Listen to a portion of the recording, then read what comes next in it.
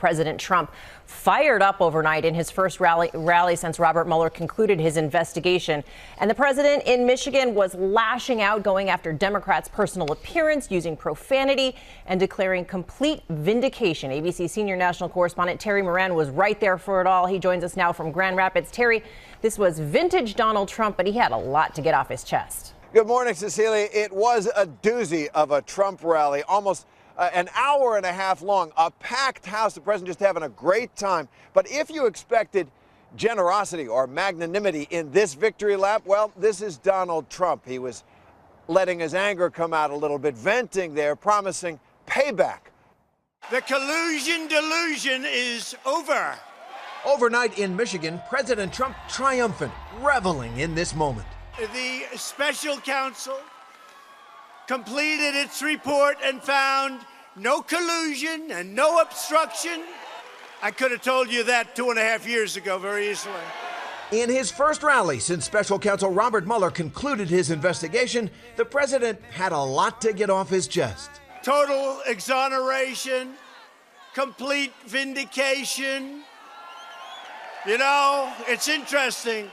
Robert Mueller was a god to the Democrats, was a god to them until he said there was no collusion. They don't like him so much right now. The president there brushed aside the argument that while Mueller found no Russian collusion, he didn't actually clear the president on obstruction of justice charges. It was Attorney General William Barr who said Mueller's team lacked the evidence on that crime.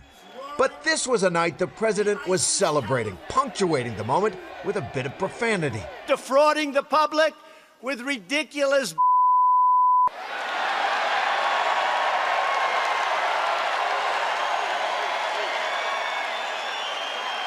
partisan investigations. And tearing into Democrats who pushed the probe, like House Intelligence Committee Chairman Adam Schiff. Little pencil neck Adam Schiff. He's got the smallest, thinnest neck I've ever seen. Sick, sick. These are sick people. Again and again, Trump gleefully rubbed it all in on his critics, and for good measure, he argued they shouldn't be called elite anymore. He and his legions of MAGA supporters should. They're the elite, I'm not. Well, I have a better education than them. I'm smarter than them. I went to the best schools, they didn't. Much more beautiful house, much more beautiful apartment, much more beautiful everything.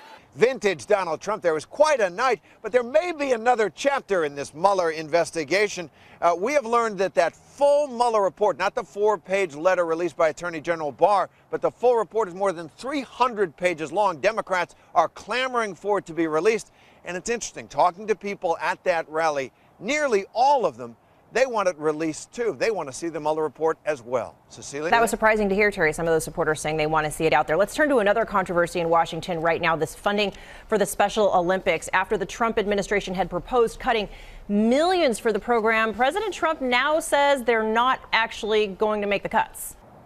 Yeah, it's a post-Mueller situation, really. The news cycle is not really going to be dominated anymore by the Russia investigation. And so this story, this is a cut that the president had proposed in previous budgets to zero out, to kill all federal support for Special Olympics. This time, people noticed it, and there was a great deal of outrage on both sides. And so the president backed down.